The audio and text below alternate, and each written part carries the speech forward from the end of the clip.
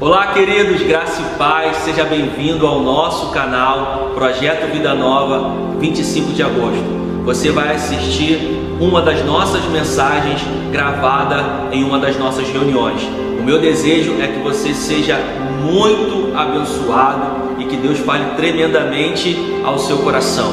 Compartilhe esse vídeo, dê o joinha e que Deus te abençoe muito. É natural, né? Final de ano a gente começa a repensar algumas coisas, repensar como foi o nosso ano. Se foi um ano difícil, se foi um ano de lutas, se foi um ano bom, se foi um ano favorável. Começar a planejar o ano seguinte, né? E é natural que a gente comece a pensar em realinhar rotas, em novas estratégias para alcançar os objetivos. E tem um homem na Bíblia que foi muito estratégico quando ele sentiu a necessidade de alcançar um objetivo. E esse homem foi Neemias. E eu queria compartilhar com você, para nós aprendermos juntos algumas coisas com a vida de Neemias. Lá em Neemias 1. As palavras de Neemias, filho de Acalias. E sucedeu no mês de Quisleve, no ano 20º, estando em Suzã, a fortaleza, que veio Anani, um dos meus irmãos, ele e alguns de Judá. E perguntei-lhes pelos judeus que escaparam e o que restaram do cativeiro acerca de Jerusalém. E disseram-me: os restantes que ficaram no cativeiro, lá na província, estão em grande miséria e desprezo. O muro de Jerusalém fendido e as suas portas queimadas a fogo. E sucedeu que, ouvindo eu estas palavras, assentei-me e chorei, e lamentei por alguns dias, e estive jejuando e orando perante o Deus dos céus. E disse: ah, Senhor, Deus dos céus, Deus grande e temido, que guarda a aliança e a benignidade para com aqueles que o amam e guardam os seus mandamentos. Estejam, pois, atentos os teus ouvidos e os teus olhos abertos, para ouvires a oração do teu servo, que eu hoje faço perante ti, dia e noite, pelos filhos de Israel, teus servos, e faço confissão pelos pecados dos filhos de Israel, que temos cometido contra ti. Também eu e a casa de meu pai temos pecado. De todo nós nos corrompemos contra ti, e não guardamos os mandamentos, nem os estatutos, nem os juízos que ordenaste a Moisés, o teu servo. Lembra-te, pois, da palavra que ordenaste a Moisés, teu servo, dizendo: vós transgredireis, e eu vos espalharei entre os povos. E vós vos convertereis a mim, e guardareis os meus mandamentos, e os cumprireis. Então, ainda que os vossos rejeitados estejam na extremidade do céu, de lá os ajuntarei, e os trarei ao lugar que tenho escolhido, para ali fazer habitar o meu nome. Eles são teus servos e o teu povo que resgataste com a tua grande força e com a tua forte mão. Ah, Senhor, estejam, pois, atentos os teus ouvidos à oração do teu servo e à oração dos teus servos que desejam temer o teu nome. E faze prosperar hoje o teu servo e dá-lhe graça perante este homem. Então era eu copeiro do rei. Quem a gente tem aqui, né, no contexto? Primeiro, quem era Neemias? Neemias era exatamente isso que ele se descreve. Ele era copeiro do rei. Ele não era sacerdote, ele não era profeta, ele não era ninguém com uma função eclesiástica, digamos assim, importante ou relevante. Ele era copeiro do rei. Ele era estrangeiro, um escravo do rei que servia como copeiro. E era isso que ele era. Ele não era alguém de família influente, ele não era alguém com nome, com título, com cargo. Ele era copeiro do rei. Só isso. E muitas vezes, diante das adversidades, a gente coloca a nossa condição pequena, e aí que eu coloco pequena entre aspas, porque esse tipo de condição só faz diferença para os homens, porque para Deus não faz a menor diferença. Aos olhos de alguém, o que você faz ou o que você é pode parecer pequeno. E a gente coloca como desculpa. Não, mas eu sou só copeiro do rei. Ele ouviu que a cidade dele estava destruída, os muros no chão, o cheiro de fumaça subindo. Ele estava longe, ele nem estava lá, ele estava em Suzã, servindo ao rei. E ele ouviu aquilo, ele poderia pensar: o que eu tenho a ver com isso? Eu sou só copeiro do rei.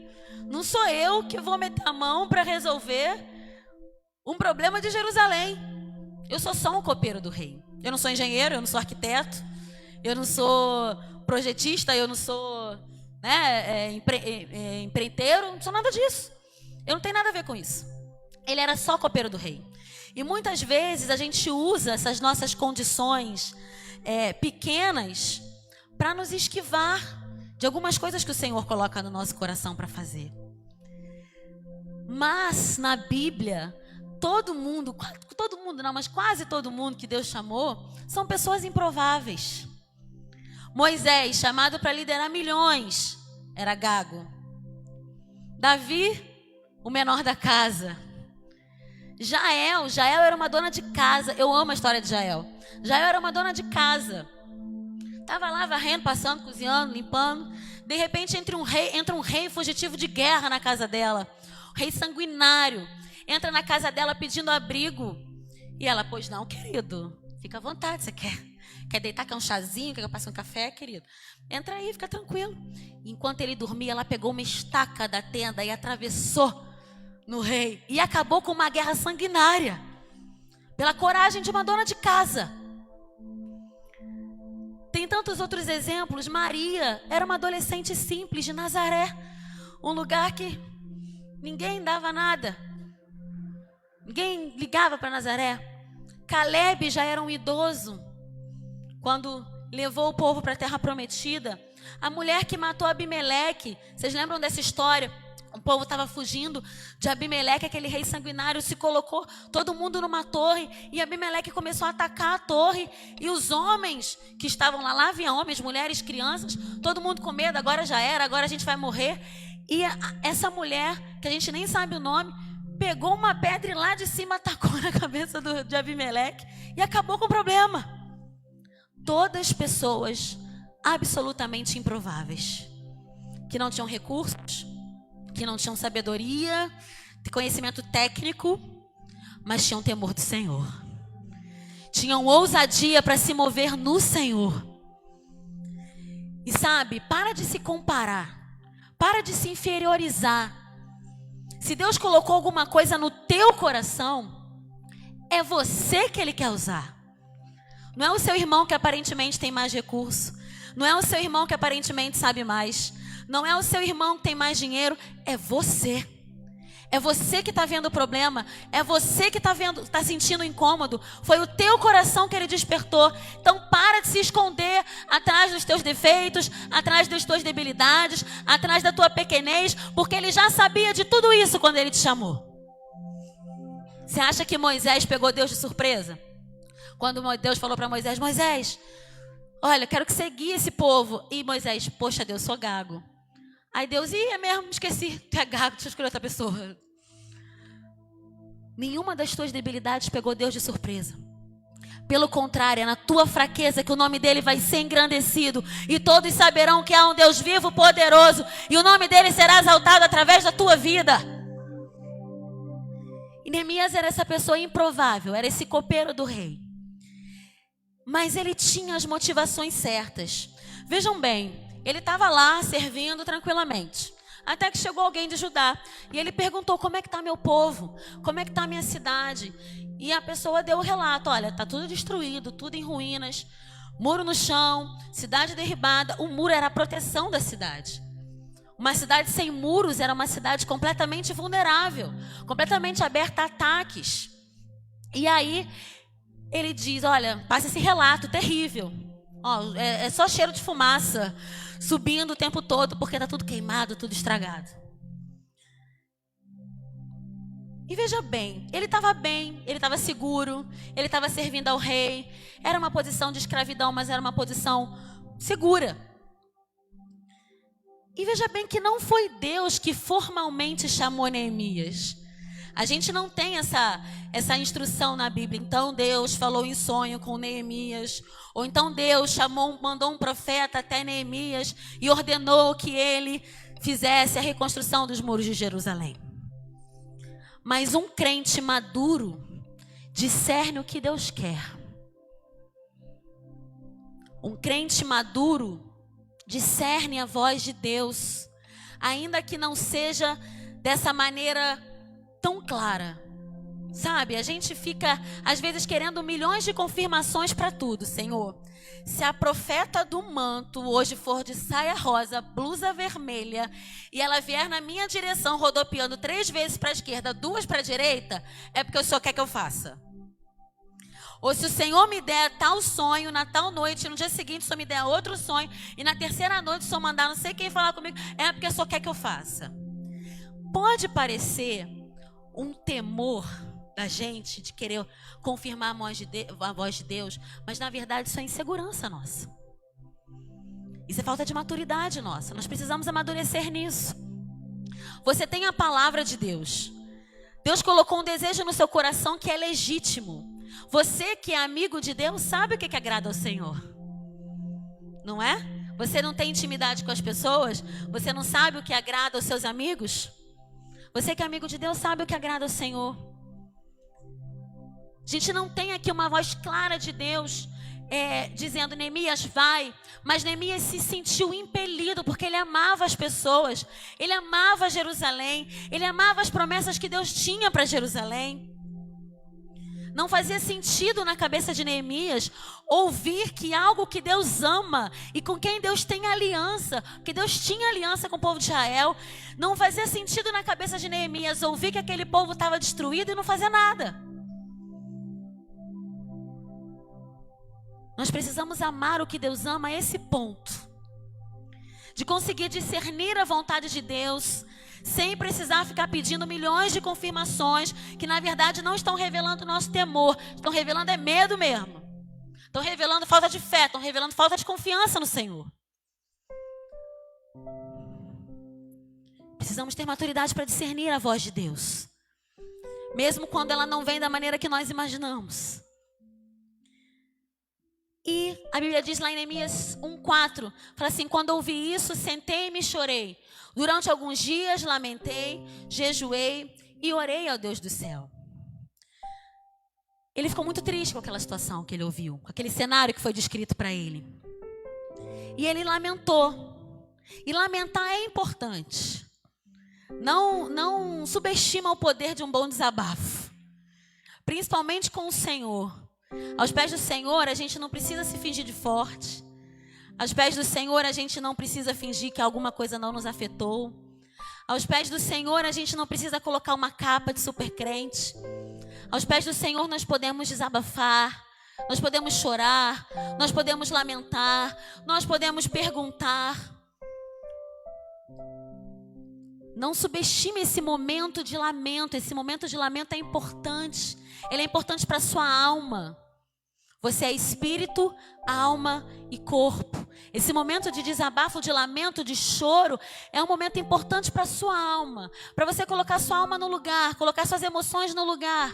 Coloca as tuas emoções aos pés do Senhor. Se tiver que desabafar para alguém, desabafa para o Senhor. Ou para um amigo mais chegado que um irmão, que vai orar junto com você. E ele lamentou sim, ele chorou sim. Teve esse tempo de chorar, de remoer aquela situação que doeu no coração dele. Mas ele diz que durante alguns dias ele lamentou, jejuou e orou ao Deus dos céus. Se por um lado, às vezes, a gente subestima o poder de um bom desabafo, a gente se finge de super crente, fala, não me afetou. Por dentro você está morrendo. Não me afetou, Senhor, estou tranquilo aqui. Às vezes a gente subestima o poder de um bom desabafo aos pés do Senhor, mas por vezes a gente estende demais também esse período de desabafo. Você já conversou com um crente que está sempre ruim? Está sempre ruim, a vida dele está sempre na luta, ele está sempre na prova. Ele tem sempre uma história triste para contar. E ele só vive reclamando, ele só vive reclamando, ele só vive reclamando. E isso depõe contra nós, porque Jesus veio trazer vida em abundância para nós. E se você é um crente que só está reclamando, eu que não sou crente, olho para a tua vida e falo, estou fora. Para ficar reclamando, eu fico aqui onde eu estou mesmo. Para estar ruim, eu fico ruim aqui onde eu estou. Às vezes a gente fala muito sobre o nosso problema e não ora e jejua o mesmo tanto que a gente fala. É ou não é? Às vezes a energia que a gente gasta falando do nosso problema. A gente só falta colocar o probleminha num trono, assim, sabe? Ô, querido, lindo, quer um café? E a gente não passa o mesmo tanto orando, jejuando e clamando ao Senhor por causa daquele problema. E Neemias chorou, ele lamentou, mas ele orou e ele jejuou. Ele foi a quem podia resolver o problema. Ele conhecia as estratégias para se fortalecer diante de um problema. E ele não desprezou essas armas espirituais. Ele desabafou, ele colocou a sua alma diante do Senhor, mas ele também fortaleceu o seu espírito. Ele orou e ele jejuou. Pensa comigo, um copeiro do rei, para fazer uma obra de reconstrução. Ele não tinha conhecimento técnico. Onde é que ele ia buscar o conhecimento para fazer aquilo? Só aos pés do Senhor. A Bíblia diz que o Espírito Santo nos ensina todas as coisas. E quantas vezes nós queremos buscar em outras fontes o que nós poderíamos estar buscando aos pés do Senhor? Quantas vezes nós queremos buscar ou nos esquivamos de fazer o que Deus nos pediu, porque achamos que não temos onde buscar, mas o Senhor pode nos ensinar. Se Ele colocou algo no seu coração, Ele mesmo vai te capacitar para cumprir a obra que Ele te chamou para fazer. Ele não faz nada pela metade. E aqui a gente tem que Neemias orou, jejuou ao Deus dos céus. E ele começa orando, né? No capítulo 1 a gente tem essa oração de Neemias. E ele começa orando, falando Deus do céu, Deus grande e temível. Começa a reconhecer quem é o Senhor. Começa a lembrar da aliança que Deus tem com o povo. E ele começa a reconhecer, Senhor, Tu és o Deus todo-poderoso, grande e temível, não há outro como Tu. O Senhor tem aliança, o Senhor guarda o seu povo. O Senhor é fiel. Pede perdão pelos pecados de Israel. E ele pede, Senhor, estejam atentos os teus ouvidos à oração do teu servo e à oração daqueles que desejam temer o teu nome. Faze prosperar hoje o teu servo e dá-lhe graça perante este homem. Sabe, quando você sabe quem está com você, não importa quem não está. Eu vou repetir. Quando você sabe quem está com você, não importa quem não está. Nesse momento, quem Neemias tinha do lado dele? Só o Senhor. Só o Senhor. E isso é mais do que suficiente. Se o Senhor está com você, não importa quem não está. Se o Senhor é teu Deus e te capacita, e te levanta, e te orienta, e te comissiona, e te direciona, não importa quem não está. É o Senhor que pode abrir os caminhos, é o Senhor que pode fazer o rei, o Neemias achar graça aos olhos do rei. É o Senhor que pode reunir pessoas que têm os talentos que você não tem, que têm as habilidades que você não tem para te apoiar. Se você tem o Senhor, não importa quem não está com você. E isso vai ser importante, a gente vai ler mais para frente.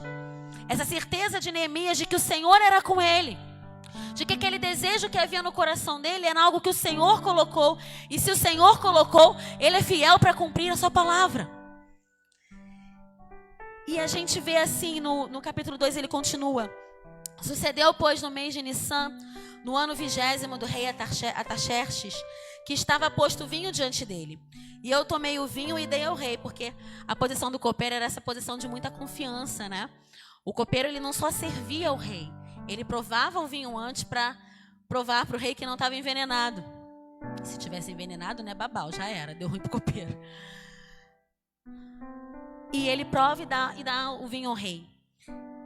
Porém, nunca antes estivera eu triste diante dele. E o rei me disse, por que está triste o teu rosto? Pois não está doente? Não é isso senão tristeza do coração. Isso me fala muito sobre credibilidade. Neemias era escravo, estrangeiro. Se você é escravo, você tem muitos motivos para não fazer o seu serviço sorrindo, né? De orelha a orelha. Você é escravo, você não tem liberdade, você não tem...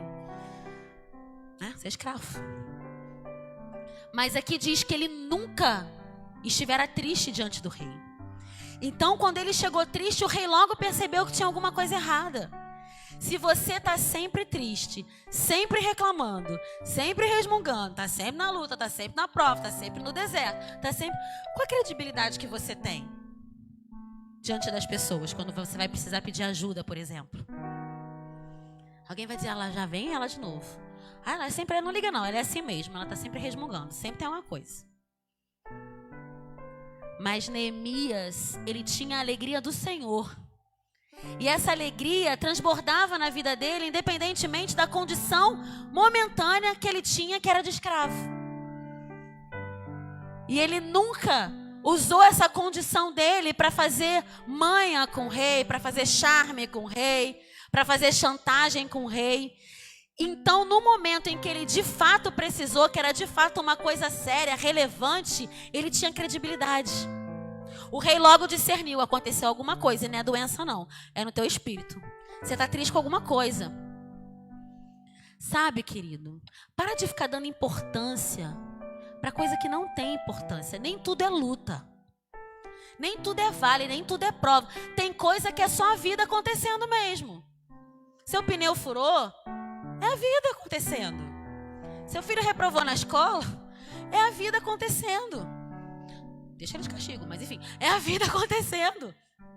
Nem tudo é prova, nem tudo é luta, nem tudo é deserto, nem tudo é desastre. Você não precisa viver a vida desse jeito pesado, se arrastando. Você tem o Senhor. Até essas lutas cotidianas, essas coisas que acontecem com todo mundo, a Bíblia diz que a tempestade vem sobre os bons, sobre os maus.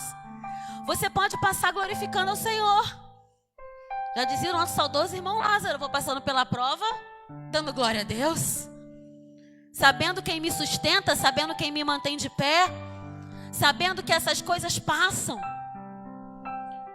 Quando enfim era uma luta realmente grande, uma coisa realmente importante, ele tinha credibilidade. Veja que ele não pediu nada ao rei, foi o rei que percebeu, foi o rei que discerniu.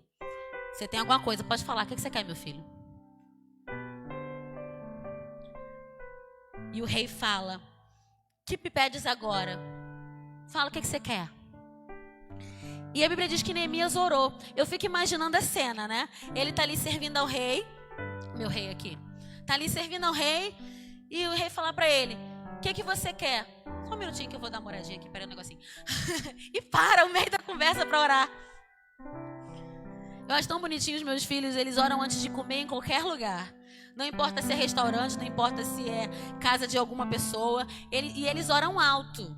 Eles param e fazem toda a ceninha. Junto a mãozinha. Papai do céu, muito obrigada por esse lanche. Em nome de Jesus, amém. Pode ser um biscoito, pode ser uma coisa simples, um lanchinho. Eles não têm essa vergonha que às vezes a gente tem, né? E Neemias era assim, ele era um homem de oração. E não importava diante de quem ele estava. Ele sabia reconhecer que havia um Deus, um rei maior sobre a vida dele. E a Bíblia diz que ele para, ele ora. E olha só como ele chega para o rei com o negócio todo pronto. E eu acredito que isso foi fruto dos dias que ele passou lamentando, orando e jejuando. Você não pode chegar diante do rei e falar assim, olha só, tu é escravo, né? Você não pode chegar diante do rei e falar assim, pô, me libera aí para fazer uma obra. Aí o rei, você vai precisar do quê? Não sei. Você vai levar quanto tempo? Eu não sei. Vai precisar de gente com você? Eu não sei. Você já tem que chegar com o negócio resolvido. Ele já chega para o rei, olha, eu vou precisar de uma liberação por esse tanto de tempo. Eu vou precisar de cartas para poder atravessar as fronteiras, porque ele era estrangeiro e ele era escravo. Ele vai precisar de liberação. Eu vou precisar de cartas para poder receber o material. Eu vou precisar disso, disso, daquilo. De onde que veio essa estratégia toda, gente? Veio do jejum e da oração.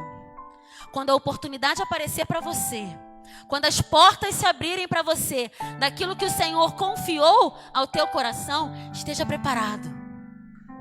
Esteja preparado. Se você tem uma vida de intimidade, uma vida de jejum, uma vida de oração, quando a oportunidade aparece, você agarra, você abraça. Está tudo pronto, tudo resolvido. A tua busca não é circunstancial. A tua busca é a tua vida. Você tem uma vida de jejum e de oração. E Neemias chega com toda a estratégia já pronta. Ele não era engenheiro, gente. Ele não era pedreiro, ele não era nada. Se fosse eu, se Deus tivesse colocado isso no meu coração, eu acho que ia ficar uns 3 anos em jejum. Que nem nome de material de construção eu sei. Meu Deus do céu. E quando a oportunidade chegou, ele estava pronto. Fruto da oração, do jejum. E a Bíblia diz que ele começou a fazer, né, o que ele se propôs a fazer, e começou a juntar povo, começou a juntar material, começou a, né, e aí a Bíblia diz que ele sai discretamente durante a noite, levando comigo uns poucos homens. Não havia contado a ninguém os planos para Jerusalém que Deus tinha colocado em meu coração. Não foi por isso que não teve oposição. Teve oposição. E toda vez que você se levantar para fazer algo que Deus colocou no teu coração, você vai ter oposição. Não tem como escapar disso. Mas, às vezes, a gente colhe umas oposições, os enfrentamentos antes do tempo. Porque a gente abre a boca antes do tempo. A gente fala demais antes do tempo. Quando Sambalat e Tobias ficaram sabendo, a obra já estava até iniciada. Eles viram a obra começando, aí eles se tocaram, se ligaram que tinha alguém querendo reconstruir os muros. Nesse silêncio, no sapatinho, Neemias, resolveu um monte de coisa. Para de ficar falando para todo mundo o que Deus colocou no teu coração.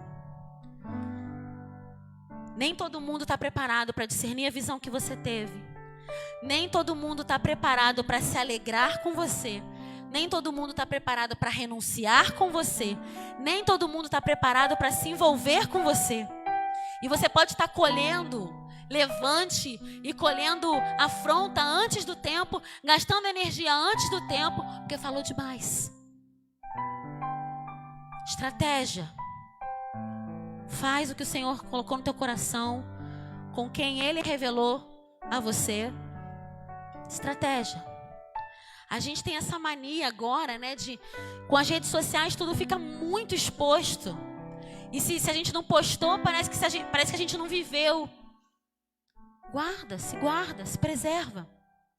Coloca essa energia em fazer de fato o que o Senhor te chamou e não em ficar falando para todo mundo.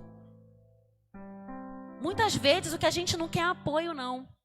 Muitas vezes o que a gente quer é validação. A gente cria uma dependência emocional da opinião dos outros. E a gente fica falando, fica dando spoiler para ver o que o fulano vai falar. Será que eu estou no caminho certo? Será que fulano vai me apoiar? Será que fulano vai achar legal? Será que... E a gente fica buscando essa validação fora, quando a gente deveria estar buscando essa validação aos pés do Senhor. Lembra que a gente falou lá no início? Quando a gente sabe que tem Deus, não importa quem a gente não tem. Quando Deus está com a gente, não importa quem não está. Você não precisa buscar essa validação das pessoas. Você tem que buscar essa validação do Senhor. E aí, lá no 2, versículo 19 diz: quando Sambalat, Tobias e Gesem souberam do nosso plano, zombaram de nós com desprezo. E perguntaram: o que estão fazendo? Estão se rebelando contra o rei? Eu lhes respondi: o Deus nos céus nos dará êxito. Nós, seus servos, começaremos a reconstruir este muro. Vocês, porém, não têm nenhuma parte, nenhum direito, nem legal, nem histórico sobre Jerusalém. Como quem diz assim, não se mete, que não é com você o assunto. Você não tem direito nenhum aqui. E foi isso que Neemias respondeu. Só. Eu sei que você está tentando fazer, mas você não tem nada que se meter aqui. Você não tem direito nenhum. Isso é problema meu, isso é assunto meu, é do meu povo. Fica na tua aí, que eu fico na minha aqui, tá tudo certo. E a Bíblia diz que eles continuaram a fazer a obra. A oposição é um sinal forte, sim, de que Deus está com você. A oposição é, sim, um dos sinais que Deus usa para te impulsionar a continuar fazendo o que Ele te chamou para fazer. E aí a Bíblia diz que a obra continua. E mais para frente, Sambalat ficou furioso e começou a zombar, né, dizendo: o que esse punhado de judeus fracos pensa que está fazendo? Uma raposa que entra aí e derruba esse muro. Vem cá, se eu sou tão fraco, se meu povo é fraco, se meu muro vai cair, está preocupado com o quê, querido? Está preocupado com o quê, amado? E a gente, às vezes, personaliza as afrontas que a gente recebe. E a gente começa a ficar com ranço das pessoas por causa das afrontas que a gente recebe. Mas presta atenção. Por que Sanbalat e Tobias estavam tão preocupados com um povinho fraco, sem exército? Porque os judeus eram fracos mesmo. A força dos judeus era o Senhor. Por que ele estava preocupado com um povinho fraco, sem exército, uma cidade destruída? Se ele achou que o muro ia cair, por que ele estava preocupado? Deixa eles construírem. Daqui a pouco cai. Jerusalém, uma cidade sem muro de proteção, era uma cidade que facilmente seria destruída. E aquele povo seria facilmente aniquilado. E talvez Sanbalat e Tobias não soubessem, não sabiam. Mas o diabo que estava usando a boca de Sanbalat e Tobias sabia que havia uma promessa do Messias vir dali. O leão da tribo de Judá viria dali. E talvez o diabo tenha pensado que se mantivesse Jerusalém em ruínas, ele conseguiria impedir o plano do Senhor, que era do Messias nascer. Não ia conseguir, obviamente, porque nenhum dos planos do Senhor pode ser impedido, amém? Mas talvez ele pensasse isso. E aí, às vezes, a gente personaliza a afronta e começa a pegar ranço das pessoas que o inimigo está usando. Mas entenda, não são as pessoas, elas são apenas canais do inferno. Você que precisa entender que se Deus colocou algo no teu coração, Ele tem um propósito, o propósito é grande, o inimigo vai se levantar, mas você vai prevalecer. E você não vai gastar energia dando satisfação para Sanbalat e Tobias. Você não vai fazer textão no Facebook, se fazendo de vítima, porque Sanbalat e Tobias falaram mal de você. Falaram que você é rebelde, falaram que você quer se insurgir contra o rei, falaram que teu muro não é de nada. Você não vai ficar fazendo stories com frase de efeito, com indireta. Você vai orar. Foi isso que Neemias fez. Diz assim: então orei. Ouve-nos, nosso Deus, pois estamos sendo ridicularizados.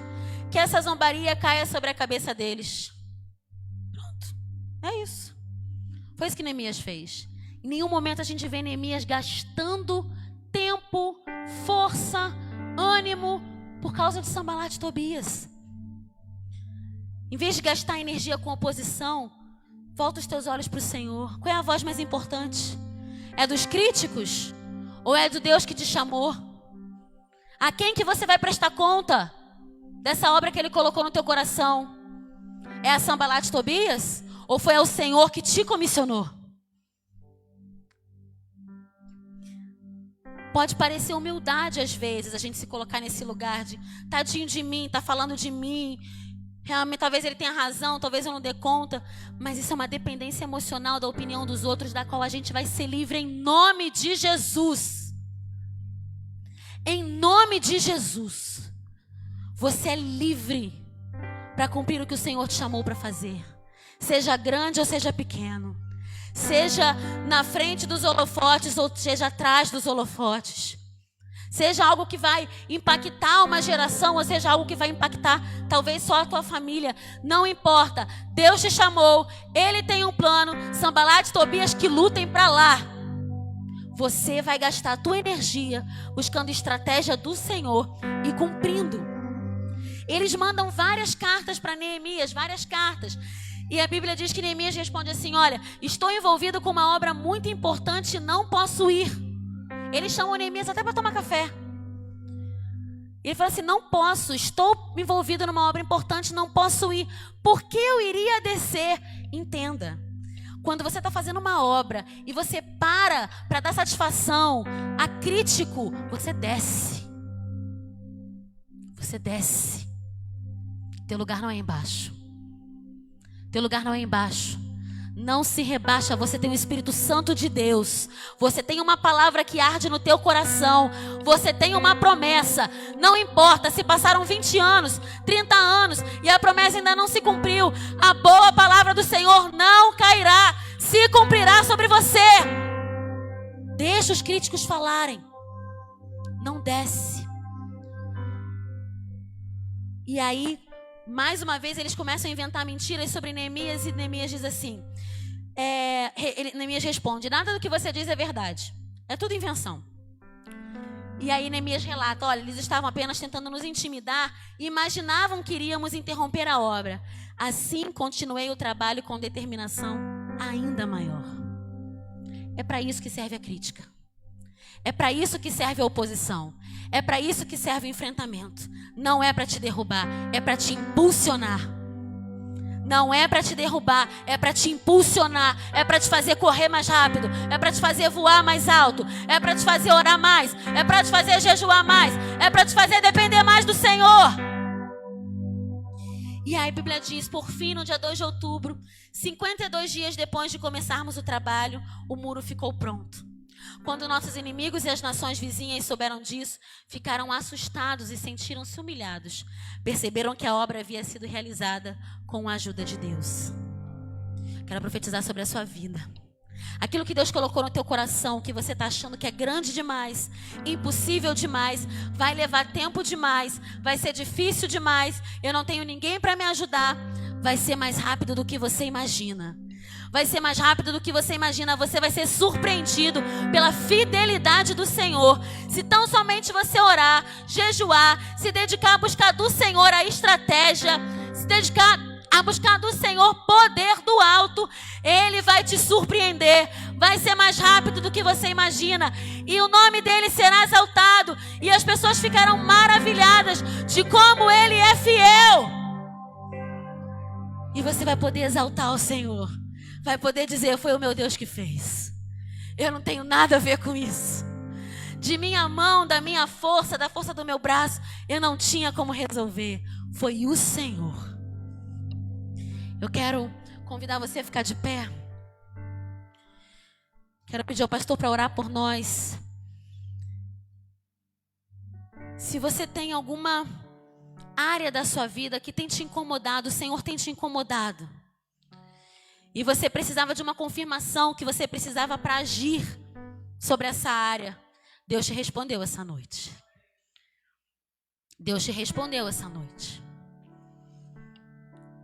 E se você precisa de estratégia do céu, se você precisa de não apenas força, não apenas ânimo, mas você precisa de um revestimento de poder do alto para enfrentar os Sambalat e Tobias, para ter força no espírito, ousadia no espírito, para cumprir aquilo que o Senhor colocou no teu coração. Quero te chamar aqui na frente. Eu creio que 2022 será um ano em que você dará testemunhos de áreas que estavam na sua vida precisando de um toque do Senhor. E nessa noite Ele vai nos revestir de poder e de autoridade. E promessas antigas vão se cumprir. Áreas da sua vida que ninguém dava nada, você vai ser usado para reconstruir. Em nome de Jesus.